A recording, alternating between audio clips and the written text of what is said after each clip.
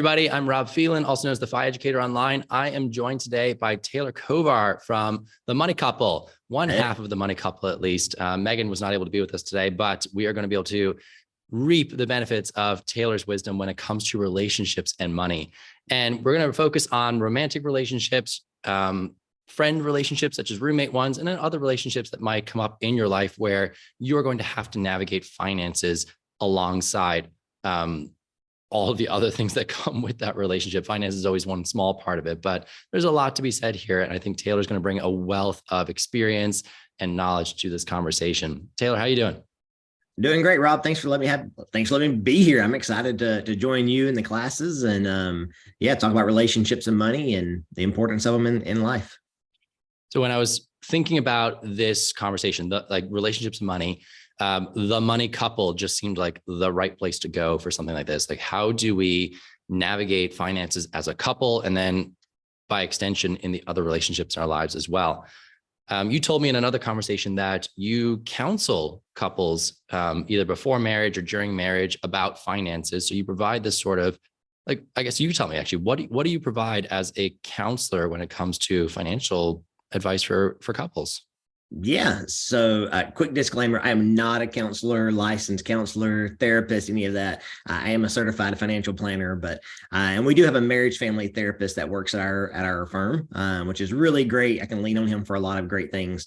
But me and my wife have been teaching the newlywed class at our church and in the community for a long time now. And so we do take on one-off projects, maybe with couples before they get married and they're diving into these relationships.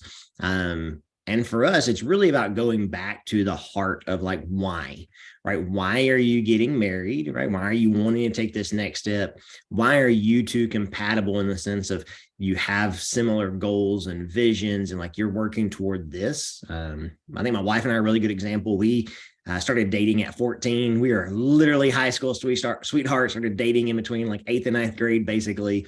Been together ever since. And back then it was just because like, hey, I liked her, she was super cute and we got along and everything was great and things progressed to where we got married. But we never had anybody sit down before and be like, hey, like, I know you guys are happy, but is that the only reason you're getting married? Do you even want the same things out of life? And so that's really kind of where we start at, is like, hey, let's make sure that we are compatible across just that we make each other happy. And then that leads into everything else. So for example, I'm by nature kind of a flyaway guy. Like, I feel like I could probably hop a train and just take off, and be happy. Like, hey, let's try it out. Why not? I'm a risk taker by nature. My wife's very more security seeker, safe, likes a routine. And so, for us, we've had to work through that in our relationship. Like, hey, how do we balance these different dreams maybe, and there's financial complications on either side of those. But yeah, we usually start with, hey, why are you getting married? And then we branch off from there. So. And you said this word compatible, and there's so many different ways that we can be compatible with someone else. We're not looking for the same person. We're looking for traits that complement, support, encourage one another. What does it mean to be money compatible?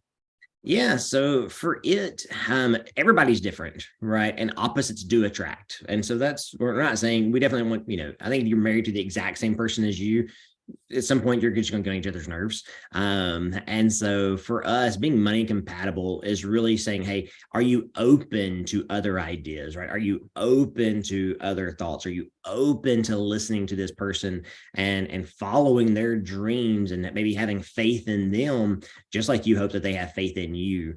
I've worked with couples who one was born very, very poor, the other born very, very wealthy.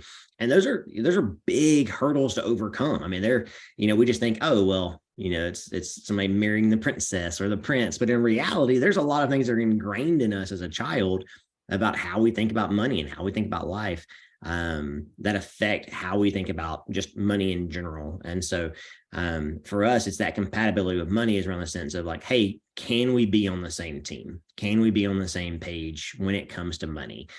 Or is one of us more, it's my way or the highway kind of thing? Can we be compatible? Are we open to being our true selves with each other? And I think That's a huge one, especially for you high school students that are watching. Like, I would be willing to go out on a limb here that not many of you have had these deep money conversations with boyfriends, girlfriends, whoever, in your early relationships like this. So we're all probably 18 or under. And I remember dating at that age. Like, I didn't broach any conversation like that. Maybe like, hey, what's going on in your part-time job? Like, want to go to the movies? Like, you got money for that? Like, or I'm totally broke right now. Like, that's about as far as money conversations went. Yep. So what should we be talking about at that age?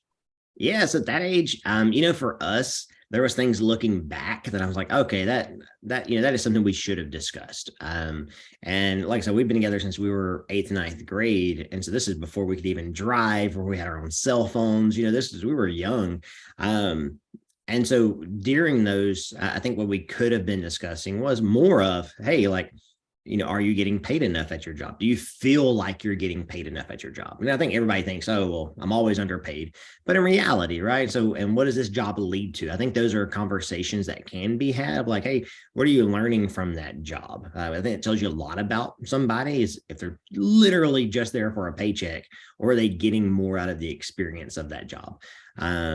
And then for us, I mean, we're not talking about Roth IRAs versus your 401k at 16, right? Like, those aren't conversations we're typically having, but it is like, hey, what do you want out of the future? Like, what do you think you're going to be like at 30?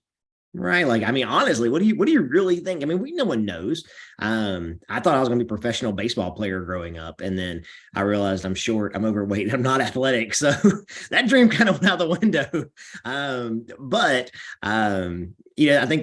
I think at those ages, you can talk about the future. And I think that opens the mind maybe to just naturally talk about money that way, of like, hey, well, obviously, if somebody just wants to catch a train their whole life and backpack across Europe, and you want, to have your own business where you have to be in the office every day, well, like, those are different compatibility issues. And it teaches you a lot about you and about maybe the world around you and those relationships.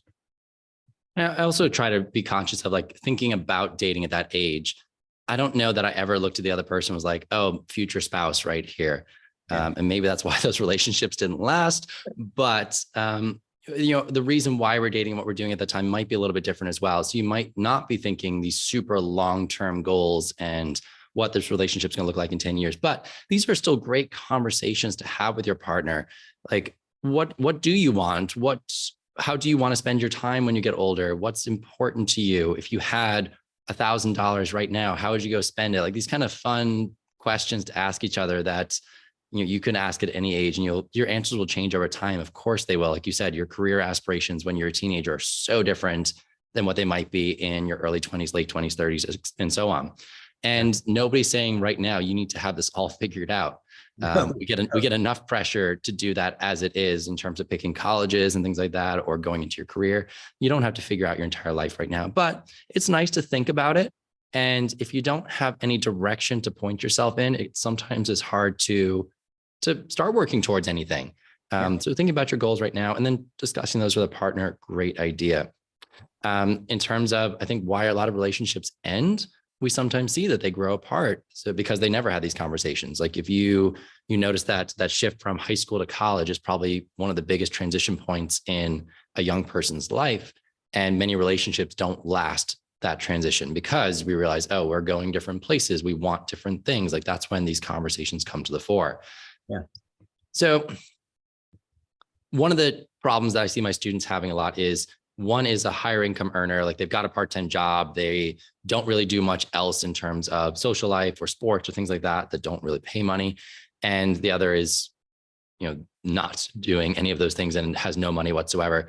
And it's like, that causes conflict.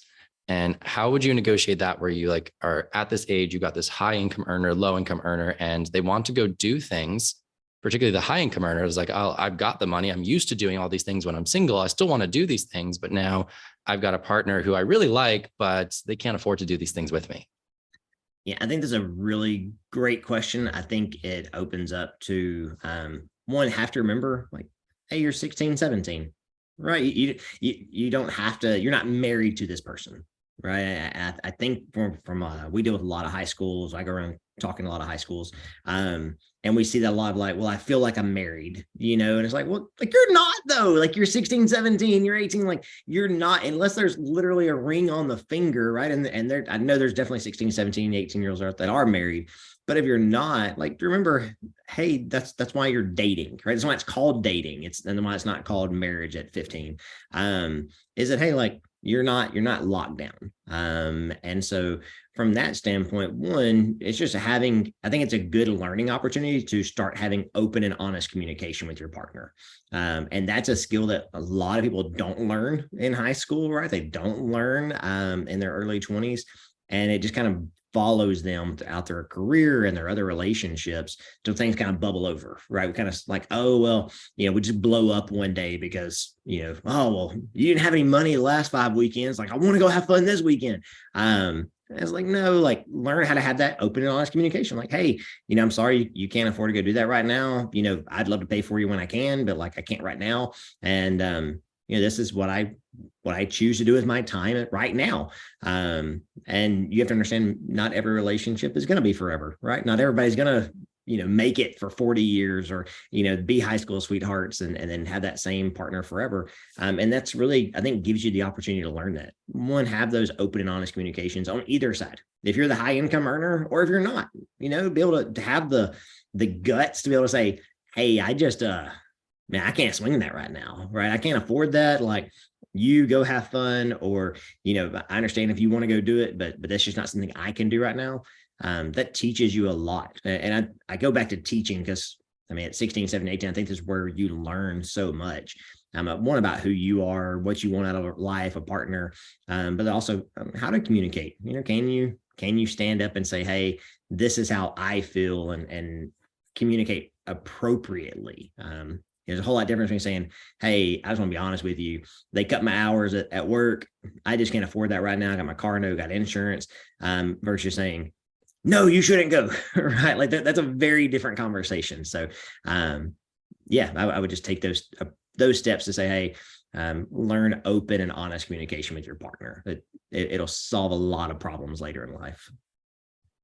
And that's it. And that's something that we don't typically learn in high school. Like, we learn a lot of things, but how to have vulnerable, open, honest conversation is not the easiest thing to do. I'm sure a couple of you teens watching are kind of like maybe externally or internally shaking your heads like, no, I can't do that. Like that's not safe for me to do right now, either for my peer group, my family group, my relationship. And that's something that comes with time, and it comes with being more secure in yourself and learning these things about yourself. We've had previous guests come on who their advice has been like, learn to love yourself first. And once you feel that, like, you can start then expanding out to other people. But the word you threw out there that I just kind of like wrote down, underlined, was expectations. And I think that's where a lot of conflict can start, right? Like, where there is a mismatch in terms of the expectations for what the relationship is going to do, how people are going to act in it. So like, how do you do this in like your couples counseling? Like, what are the topics that you talk about to try and match those expectations? And what are the most, I guess, common conflicts and challenges that you see? Yeah. Expectations to me is one of the causes of every issue, right? We all kind of have this expectation of what this relationship's going to look like. And we're fed that from a very early age. Every Disney story, right, ends with they lived happily ever after. That was it. It didn't matter when they started dating, they were going to live happily ever after. And so we just expect, oh, they got together, they're going to live happily ever after. And we kind of take this with us throughout, our early teenage years forward. And even though we learn that, okay, not every relationship is going to end happily ever after, we still kind of have that expectation in the back of our mind, right? We expect that it's all going to work out perfectly. And so whenever you're in those relationships, being able to voice those expectations, right? Like, I expect out of this relationship, when you checked, and you circled yes on that piece of paper I slipped you, right? Like, I'm expecting you're not still snapping other girls, right? Like that to me, that's an expectation that we're going steady. We're a couple. Like, I don't want you snapping other people, right? Or whatever that looks like. And so setting up, I think, appropriate expectations for the age. Again, remembering you're 16, you're not 26 or 36 or 46, you're not married. And and having those healthy boundaries is really important. And so some of the expectations we see a lot are, hey, in our high school and almost, pre-married couples is, what does a weekend look like? Right. Like most people, you're either working Monday through Friday or you have school Monday through Friday. But really, what does the weekend look like? What does having boys time or girls time look like? Right. Is that a weekly thing? Is that an every other weekly thing? Is that a whatever time that is? How often we're going to communicate. I know some couples, they don't communicate all during the day, and they just save it all for at night. Whereas me and my wife, and even back in high school, we preferred to text throughout the day. Now, it wasn't a constant every 10 minutes I'm texting you what's going on, but it was just those little touches. But setting those expectations kind of at the front. And we used to call it back when I was a teenager, defining the relationship, DTR, right? Like, how are we defining this relationship? What is this? If we are a couple, then what does it mean to be a couple? And I think that's really where it comes back to those expectations. Like, hey, how often are we going to communicate? How are we going to, are you paying for dates? Am I paying for dates? What if I can't afford a date? And everybody, again, comes from different socioeconomic backgrounds. I came from a background, my parents worked blue collar jobs. They were very much W-2 employees their whole life. My girlfriend, who's now my wife, came from a family where her dad always owned his own business, basically never worked for anybody since he was a teenager. So we had very different backgrounds. She had a brand new Camaro. I had a 15-year-old Bronco, right? Like very different things. She had her parents' credit card. I was paying for gas with nickels and dimes, right? That I was doing. And so we had very different kind of expectations, but we learned really early, hey, as long as we're able to voice those and just have a conversation, it really makes everything else a whole lot easier. And so expectations as far as communication, how we're going to spend money, what's an us thing versus a you thing as a teenager is really important. Oh, I think those are amazing. Like I wrote that down. I was like, what does a weekend look like? Or what does free time look like? So when the school day ends, what happens? And, are there part-time jobs? Are there clubs, societies? Does your family have a culture of we eat dinner together, or there's an expected amount of time to be spent with the family? What does communication look like? Are we texting, snapping, messaging throughout the day? Is that an afternoon thing? Like those are really great points. I hope you guys watching are taking notes on that and be like, okay, have me and my partner talked about this, or was this an issue for the past or in the past for us? Like if it was, maybe that's something that you can do from the front and be like, okay, let's bring this up. Like, what is this relationship? Let's DTR this. Yeah. I don't know if people still use that, but we definitely did. You can coin it. It's yours. Awesome. Yeah. Okay. So let's assume now that things are getting a little bit more serious and we are considering marriage. So marriage, remember, there's two different ways to look at it. There's marriage from your faith, whatever that is. So there's the religious or the ceremonial aspect of it. And then there's the legal aspect too. So can you tell me first, what does it mean to be legally married? Yeah. So legally married. So for example, in the eyes of the law in Texas, which is where I'm from, I can't say this for every state, right? To be legally married, you just have to proclaim it in public like 3 or 4 times. Like, hey, we're married. Everybody, like, we both agree we're married. And in theory, you're legally married, or you're common law married. For most people, and I'm going to say most because regardless of kind of what else is out there, 90 plus 95% of the population, to be legally married means, hey, we have a marriage certificate, right? Like I am Taylor and Megan Kovar, or whatever, structure you use. But that's typically it, right? In the eyes of the law at that point, like in Texas, we became one. And so if I take on a debt, she takes on a debt, right? If she runs up a ton of credit card debt that I don't know about, well, guess what? In the state of Texas, it's mine too, whether I knew about it or not. And so I think that's really important to remember, and why you have some of these conversations ahead of time, and why even dating, you start testing these conversations and getting familiar with them and comfortable with them, is because one day, in theory, you will be legally married. Well, a lot of us will. And if you're not having these conversations ahead of time, they can really bite you, right? And at the end. And we've seen this happen a lot of couples where they come to me after they're married, after the honeymoon's great, and they're coming in to talk about something. And the husband's like, oh, well, I've got $43,000 in credit card debt. And so, that needs to be part of the financial plan. And the wife's like, like what? Hang on, what? But by that time, it's too late. And so, again, having these conversations is really, really important. Because I got way off your question as far as what's legally married, but I'm down my little rabbit hole, right? That's okay. That's okay. It was a good rabbit hole to go down. It was not totally off topic. So yeah, bare minimum, like most states, you're looking for some sort of document, a marriage certificate, usually signed by an officiant or somebody who is legally allowed by the state to declare you married. And those range from courthouse judges to someone who goes online to get their own certificate to the captain of a ship or whatever you want to do. But, it's something that is actually a very quick process to do. Like you can get married very fast. Now, the ceremonial side totally depends on your culture. And that's a very different animal that usually involves the marriage certificate or the officiant being there as well. What are some things that you'd already mentioned this about debt, but what are some other things we should talk to our partner about before we merge our finances together? So like, is there debt in this relationship? Like, do you have any? Do I have any? Is that going to become our debt once we get married? Are we going to clear this stuff out first before we get married? We talked to Rich and Regular recently, and they said like, oh, one had debt, one didn't. And they got rid of that debt before they got married and tied legally to each other. What else would you ask?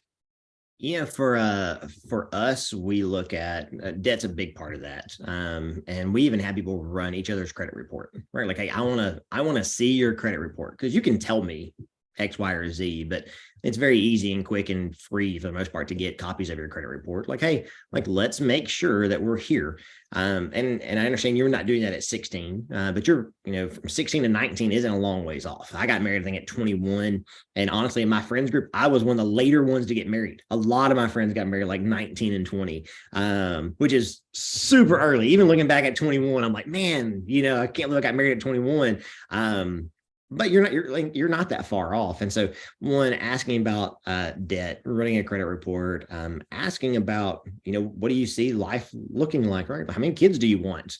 You'd be surprised how many people, they just say like, oh yeah, we want kids, where I come from a family of 9. I have 8 siblings. So when I say like, oh yeah, I want kids, I could be thinking about 7 or 8. And my wife came from a family of 2, and either she could think of that, I could just assume she means 2, or I could assume she means 8. I could have that expectation, right? And so talking about debt, talking about how many kids you want or don't want, what college looks like, are we doing student loans? And for us, it was really, are we on the same team or not with money? And really in general, if I'm getting married, I want to be on the same team. We went from Taylor Kovar and Megan White to Taylor and Megan Kovar. We're on the same team. And so when it comes to our money, if she's bringing debt into this relationship and we are moving toward marriage, or we're getting married, hey, your debt's my debt. Let's work together, right? Let's get this thing done. I understand you had some failures in your past. I got luckier, or, my family didn't require me to take on debt or whatever, but we're in this together. Like, we're in this together. I see so many relationships that kind of crumble because they don't have these conversations ahead of time. And they get in a marriage, and one spouse is making a lot of money, and they're like, oh, well, yeah, no, I'm going to spend this $2,000 a week because I make it, right? And, oh, I can't help it. You have that debt you need to pay off. Like, should have learned better. Like, but you're married at this point, right? Like, it's different. It's different. You are legally and mentally should be on the same team. And so, yeah, definitely talking about debt, talking about those dreams, aspirations. Do you want to retire early? And are you willing to make the sacrifices to retire early, right? So like, we retired at 35, quote unquote retired, became work optional at 35, which is kind of unheard of outside of Rob, me and you in our communities that we work in. But like, that was a big goal for us. And so we made a lot of sacrifices in our early 20s when we were married in order to reach this common goal. But that's a really common question, and one that should be asked maybe more often now. Yeah, because you can either work with your partner and supercharge the thing. You can work against them where you're barely moving forward, or you can kind of like have one person supporting the other, where one's really into this and the other is maybe a little bit less so. But they're like, yeah, I will support you in what you want to do with this, and I'll help you out with it. Everyone should be aware of what's happening with the finances. Like, nobody should ever be like, oh yeah, the partner's taking care of that. I don't do the money side. They do the money side. Never be in that situation. Always know what's going on with your finances. Yeah, but clear and transparent for sure. Yeah. And just the things you brought up. So like, Kids, want them, don't want them, how many?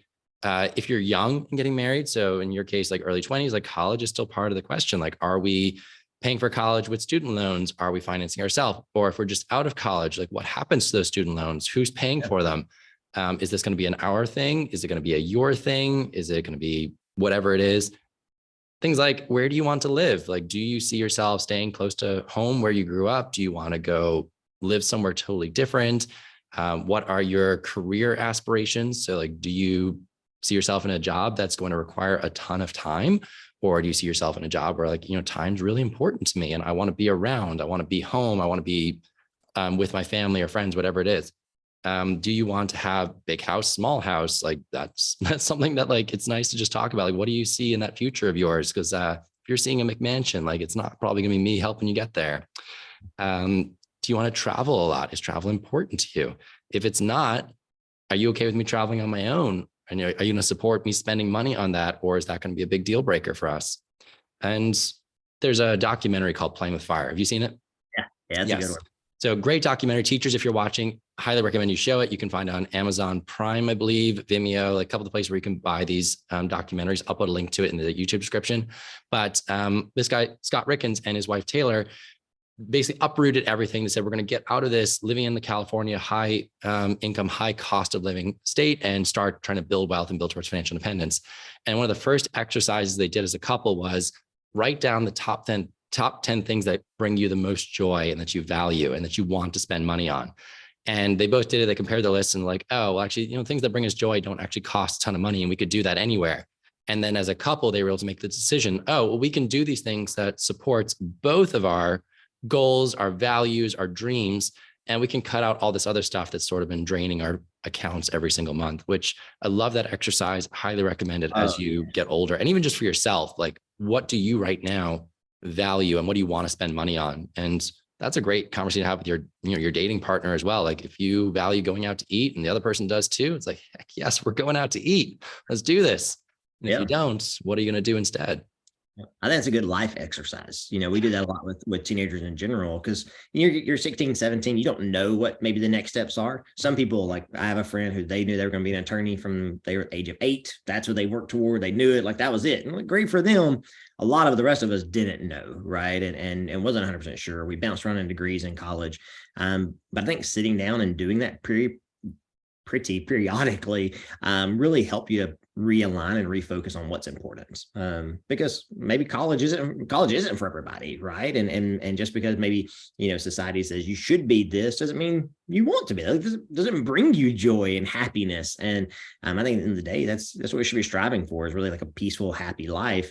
And so I think that's why I love social media to the degree where it opens up and shows people saying, hey, like, what made us happy was we traveled. And so we cut everything else that didn't make us happy in order to do the things that really made us happy. And it's an unorthodox, maybe lifestyle, or, maybe something their parents weren't expecting, but it was what's best for them during that season. And that's important as a single person. It's also really important as a married couple. So. Okay. And if you are looking at the student reflection sheet that comes with this presentation, your question for right now is, what are some questions you should ask your partner before you decide to get married or tie your finances together? I asked a couple of friends about this as well beforehand, and one of them had a very, I want to say entrepreneurial response to this. They're like, would you hire your potential spouse to work in last name incorporated?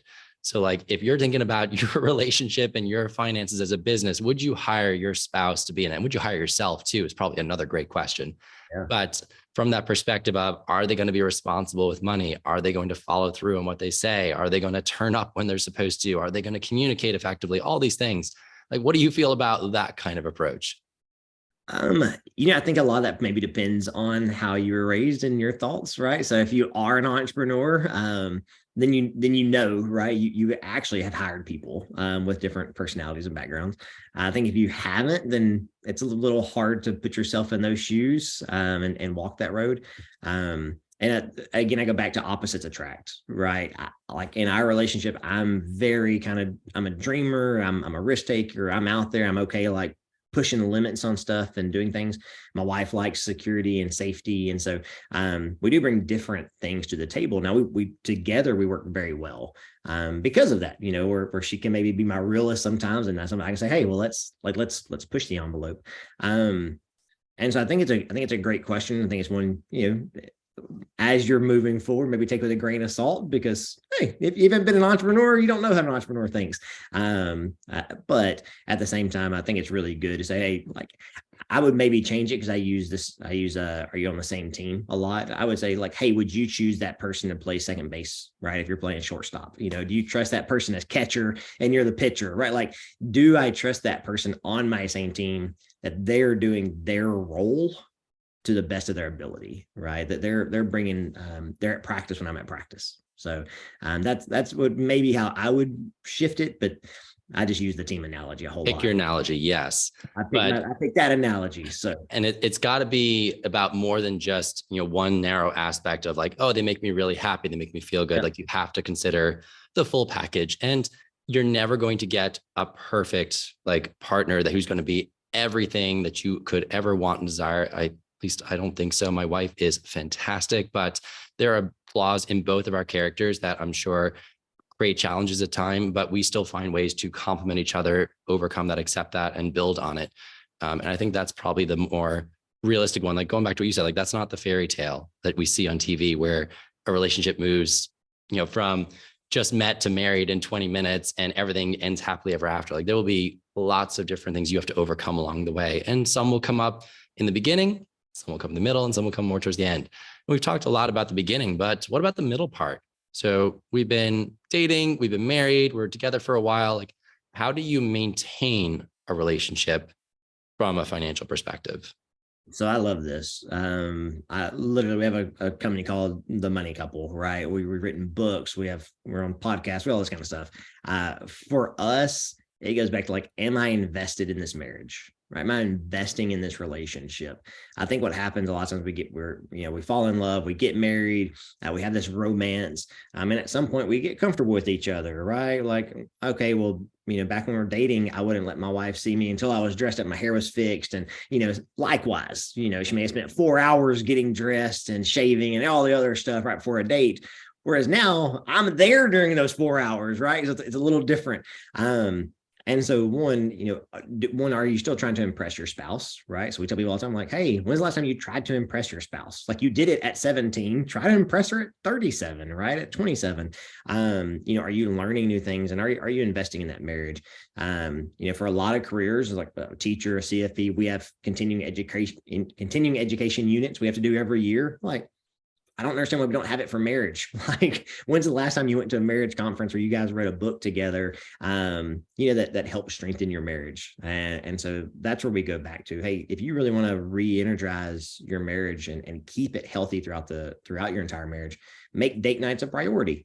We're fortunate enough, we're able to have a date night every week. So every Thursday night, basically, my kids spend the night at my in-laws, and we're able to have a date night. Like, that's our time together. It's a priority. We make sure that we take a trip at least once or twice a year where it's just us, not us and friends or us and the kids. Like, it's just us. So it's time that we get to be us. And so by investing in your marriage financially, through date nights, through vacations, through conferences, books, learning a new hobby, a talent together, I think is how you are able to continue to have a strong, healthy marriage.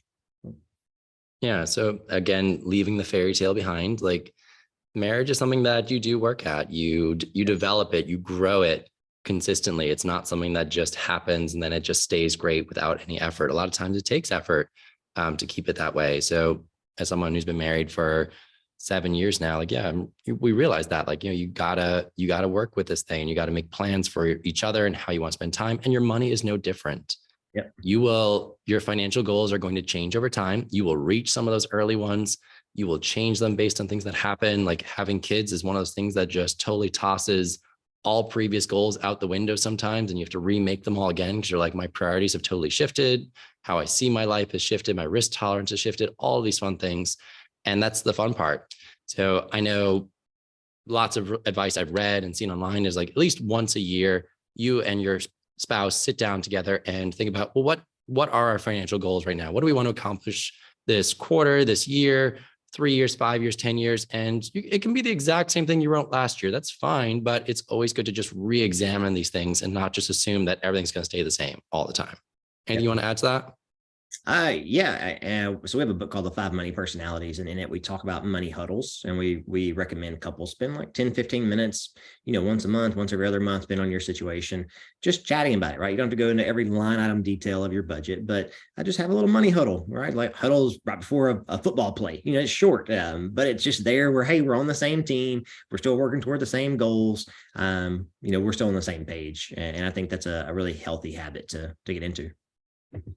Yeah, you guys don't like sports at all in your house, right? Yeah. You would think, like, I grew up playing sports. None of my kids play sports. And I use the sports analogy all the time, which is terrible. I need to figure something else out, but it just works. So. It works. It does. So yeah, even just touching base. We've talked about budgeting before. There's a previous video you can watch with Athena Valentine where we talk about budgeting, and that message came up again, that if you are budgeting with someone else, you need to revisit this and just a quick chat, like, hey, anything changing this month? Anything unexpected is coming up? Are you still cool with spending money in this way? Goals still the same? Yep. Okay, push submit. Let's go. Let's do this thing again. And sometimes it's a bit longer. It's like, okay, no, actually, there are some things I'd love to do this month. There's this big training coming up that I'd love to go on, or there's this conference I'd love to go to, or there's this trip that we should definitely go do. Or Christmas is coming up, or whatever your holiday is, or birthdays are coming up, or anniversaries coming up. What should we do for that? Like, those are great conversations that just adjust how your finances might be deployed that month. And that's normal. It's healthy. That's a great way to just keep the expectations there and out in the open, so that nobody feels disappointed, hard done by, or let down because they weren't met. These expectations are out there, voiced, and then we can all follow them very easily. Yeah, I'm going to say, I know we're talking to high school students today. So I would say, I know we're talking about marriage, and it may seem like this is a long ways far off, and like, okay, maybe this doesn't apply to me, but like hopefully it's far away. Yeah. These money, I'm going to say money huddles. That's what we call it a lot. It's a great thing to get into, even if it's by yourself, right? Even if it's just you, where you're sitting down once a month and saying, hey, like, where I'm at financially, are my bills paid? Am I, is there any crazy bills out there? Is there something I want to start saving up for and open a special account for? Like, if you create these good, healthy habits now, it's so much easier to carry them into your marriage. So much easier. So even now, when you got a part-time job and you're making $80 a week, are you putting back, $10 a week into a savings account? Just getting in this habit of putting money away and making sure every dollar has a job. And we're not talking about budgeting, but getting into these good, healthy habits and these open communication. That's a good habit to learn, and skill to learn, will benefit you literally the rest of your life. Yeah.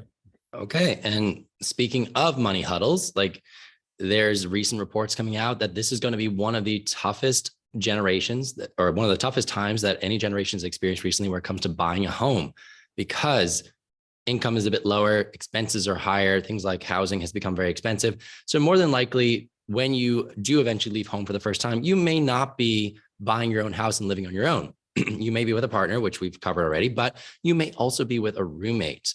Yep. And this is a very common way to cut your housing expense. So you find a big living area, maybe with multiple rooms in it, and you share that with other people so that you can divide the cost down. But that does involve living with other people. And when you live with someone else, there is going to be some sort of shared expense. You can't all just submit your rent check to the landlord and expect that things are going to go smoothly. Like, that you are going to have conversations about money. So if we shift this conversation to a roommate, so we're not in a romantic relationship, I'm not really that invested in their goals in life. Like, great, they occupy the room next door, or they sublease the apartment below me. But like, how do we have productive money conversations with somebody that we're not, super involved in their life? Yeah, it definitely takes a different emotional attachment, right? When it comes to a roommate versus a spouse, or a love interest. And so with the roommate talk, typically what we say is, hey, set very clear expectations up front.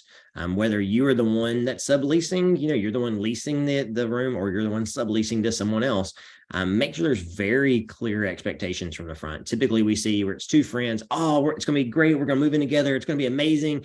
And then when you start living together and you're like, oh, why did you drink all my milk? Or, hey, I still need money for the light bill. Or, like it's not really completely thought out and in writing. And so we say, hey, if you're moving in with a roommate, I don't care if they've been best friends since kindergarten, have something written down where it's just really clear. This is what you're going to do. Here's what I'm going to do. Here's when, right?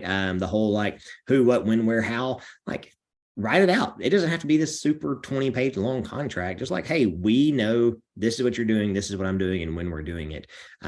We'll make that relationship a million times better. It'll stop so many fights because then you can just go back to it. And Sheldon Cooper off of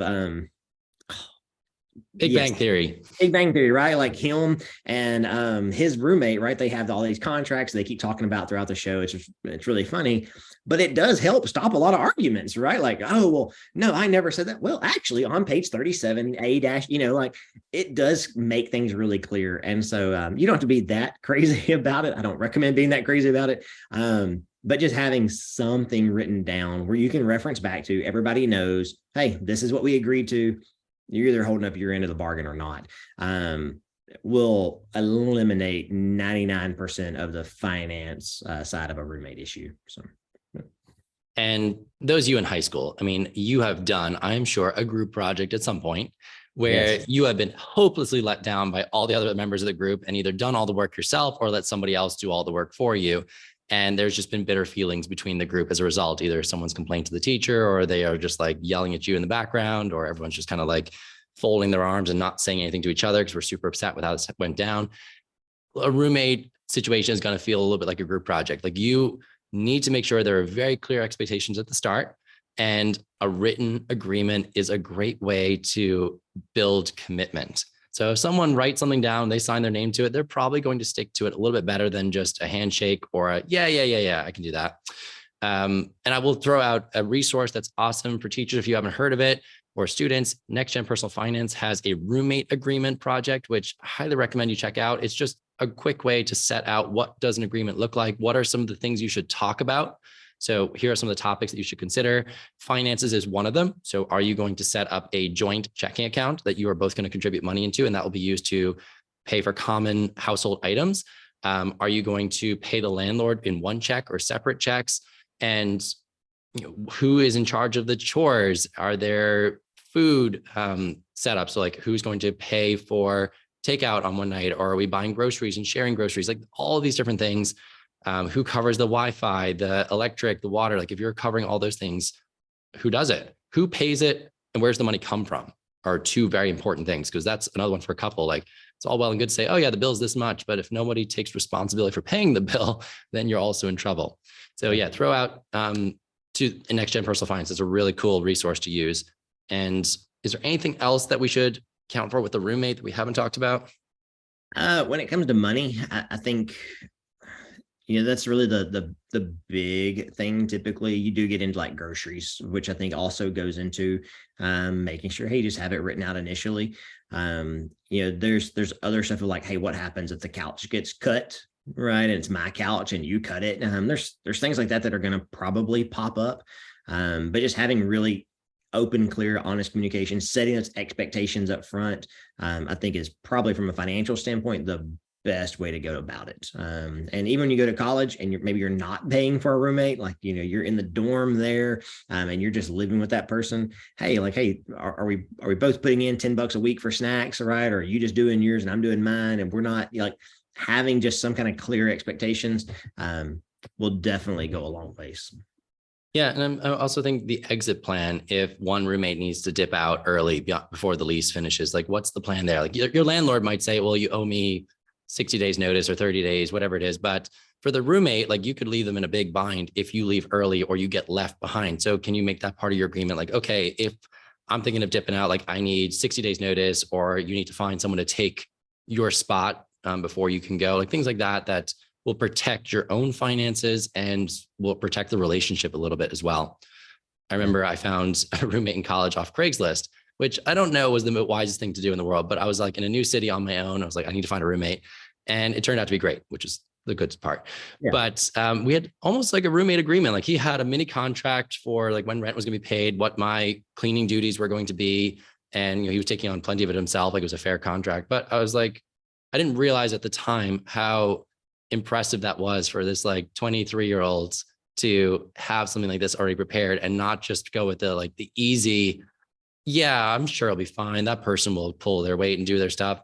And maybe it's easier because we weren't friends beforehand, but I think it's a hard thing to ask for. It's a hard thing to say, let's draw up an agreement and a contract and do this, because sometimes you have to approach it in a good way, like that it doesn't feel like, well, I think you're going to mess me around here, so sign this to protect me. Like it's got to be like we're coming together, we're doing this together, we're making sure that we're going to reduce the amount of arguments we have. That's a very productive way to talk about it. And your spouse is the same thing. Like it should never feel like an attack on, well, we're going to stop you from doing all these bad, negative things by making this agreement, and I shall stay exactly as I am. It's very much about the approach too. All right. If there's any questions from those of you watching, I know this was started a little bit late, so I think we lost a lot of our live audience, but if you are watching it and you have a question, please drop in the chat and we'll try and answer it. Josie had one question about, should we do joint accounts straight away? Should we do separate accounts and then gradually join up together? Or is it depends? Does it depend for a couple? Like, how do you do the financial merging part? I am a huge proponent of joint accounts, and I get, there's everybody on each side of the argument, right? And I know people that fall on this side and I fall on this side, or vice versa. I have just found throughout our counseling experiences, through our marriage conferences, through working with this marriage family therapist that's literally in my office, having a joint accounts where it's ours, it's yours and mine, what's yours is mine, mine is yours kind of thing. One, it forces transparency, right? Nobody can hide anything at that point. So we're not worried about, things that my spouse may or may not be doing. But it also keeps us on that same goal. I've worked with couples where they had different accounts and they kept different accounts for years and years and years. And I understand maybe there's things in your history that force you to do that. But for the most part, I think being on the same team requires us to have the same account. Now, like what we did, right after we got married, or maybe right before we got married, like right after we got married, we joined checking accounts, we joined savings accounts, we joined investment accounts. And then from there, if we needed something, like for us personally, we had a thing where we just gave each other an allowance, right? Like it was an easy, hey, all of our money goes into this account, all the bills come out of this account, all of our savings come out of this account, and they're not going to individual savings accounts, right? Unless it's retirement, where they have to be. But everything was right there in that one account. It made transactions easier, it made budgeting easier. It made sure that, like, hey, you're not spending more than maybe I'm spending, or I can't hide anything, right? Which I think if you're romantically linked to someone like that, like you're committed, I'm taking your last name or whatever, and we're married, in the eyes of the law, like, hopefully I trust you enough with my money, or I'm trusting you enough with all my deepest thoughts and desires. I should be able to trust you enough with my money. And so I'm a big proponent of joint checking or joint accounts. Yeah. And I think there's definitely a lot to that. And we talked even with roommates that you could have a joint checking for things that are shared communal bills. And when you get to point of marriage, like mostly everything should be shared communal bills. Exceptions to that might be if one of you has your own business, you will have probably a separate business checking account for that, unless you're both working and co-owners within the same business. You said you get an allowance or a fun money, whatever you want to call it for yourselves. Sometimes that goes into separate checking accounts. So like, all the money goes into the central account and then you disperse the allowance back out to the separate checking accounts. That's something like what my wife and I do, where we're like, yeah, everything goes into the joint account. And then you get to keep a small amount for just whatever you want. Like you don't have to run it by me. You can spend it whatever you want. You can spend on video games. You can spend on food. You can spend it on stuff with your friends. Buying gifts for each other is very helpful in that scenario, I will say, where it's like, I want to actually surprise my spouse. And I remember trying to run my engagement ring like under the table without her noticing that I was buying an engagement ring, and that was very challenging to do when we had shared accounts. So yeah, it's totally up to you. It's personal. You're hearing opinions from people who have been in this game for a while, and what works for us doesn't necessarily work for everybody. So please don't feel any shame, guilt, or anything like that if you don't do it that way. But just make sure that you are doing it for reasons that work for you and not because you haven't thought about it. I would say if this is a conscious decision that you're like, this is the best thing for us, it's great. You've never thought about it and it's just like, well, this is what we've always done. that's probably something that could just do with a little examination to be like, okay, is this the right path for us or not? Yeah. I will say if you do have separate accounts, or even like the allowance, or separate personal accounts after everything goes into the primary account, making that as equitable and fair as possible is really huge. We do see where sometimes, like, one is a really high earner spouse and they're like, oh no, my allowance, right, or whatever, should be 20 times yours because I make 20 times more. It's like, I mean, honestly, is that really fair for if you're on the same team, right? Like, I go back to, I want to treat people the way I want to be treated. Like, I want to treat my spouse the way I want to be treated. And so if the roles were reversed, so for example, like my wife's been a stay-at-home mom for the last several years. I've been the breadwinner, right? Like, I have businesses. It's me that's putting food on the table, right? But like, hey, we like, I don't never think like it's just my money, right? This is like, we both sacrifice and do things for the betterment of our relationship. So I want to make sure that that's extra spending cash or whatever is as quote unquote as fair and equitable or even as possible. So yeah, in most of those cases, like, it's a team effort. Like, without the support of your wife doing that, like, could you have made that kind of income in the first place would be a hard one. Or what would childcare costs have been like, or the services that would have required. Like, there's always a trade-off. And just because it's not a dollar amount coming in doesn't mean it's not there. You guys are a team, and all of you are going to be hopefully on teams moving forward. I think I saw a stat recently. It was like 94% of people who are 40 have been married at least once in their life. So like, it's the likelihood of you getting married is quite high, or at least being in a long-term committed relationship. So it's something that might happen to you in the future. And we hope you've learned something today that will really help you with building a successful relationship, one that is going to have the potential to go as far as it can for reasons that aren't financially related, at least. All right. Taylor, what is your number one piece of advice for teens to build wealth in the future? Mine is usually like, hey, start now. Start now, right? Even as a part-time job, start setting aside money now.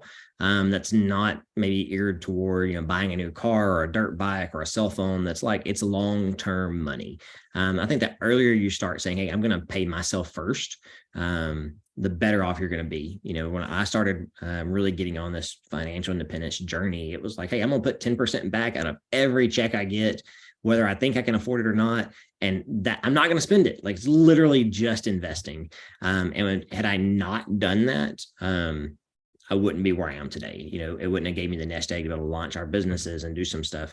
But start now, like start at 15, 16, 17. And if you get a paycheck, hey, put a few dollars back that you're not spending on something that's literally just going to go toward investing.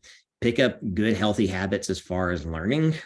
A lot of people don't love to read, or you have to read a lot in school. I started listening to audiobooks at the gym and mowing the yard and stuff. And I've learned so much through audiobooks and they're free through the library, right? Through the library, you can listen to audiobooks for free. But those good, healthy habits of learning, paying yourself first, are things that I think everybody should start now. Yeah. I love that. Particularly the learning one, like the pay yourself first, huge. Definitely. Yes. The learning one, like, we don't hear that enough. Like, learning does not stop when you graduate from high school or college. Like, this is a lifelong journey. You're never done learning. You never know everything. Taylor and myself, we know a lot about personal finance, but we're still learning about it every single day. And we actively seek out more information because there's always more to learn and things always change. So make sure that you are setting yourself up for that you're allowing yourself to learn. Are you surrounding yourself with people who like to learn? Are you filling your social media feeds with people who are teaching you something and not just entertaining you? It's okay to have a mixture of both, but is somebody on social media showing you something that you didn't know beforehand that's actually worth knowing as well? Books are great. If you don't like to read, audiobooks, podcasts are amazing. YouTube, I mean, we all know about YouTube and what that can offer you. Like, you can learn anything from YouTube. So start following channels of people who are doing really cool things that are teaching you things about what you want to know. If you want to know about money, there's a lot of YouTube personalities out there who can teach about money. Same thing on TikTok, Instagram, Facebook. Podcasts are galore are out there. And there are some amazing books too. So see what's out there and find the voice. I always say this, find the voice that you like and resonates with you, and the medium as well. So what do you like? Do you like to watch, read, listen? Figure that out for yourself and how you like to learn, because it's very different to school. School does not really give you that choice. It tells you what to learn. And the moment you start getting to choose, I think that's when I really started loving learning. Oh, And even though yeah. I'm a teacher, like I did not love high school. Like high school is not the time I look back at. It's like, oh, I peaked in life back then. Heck no.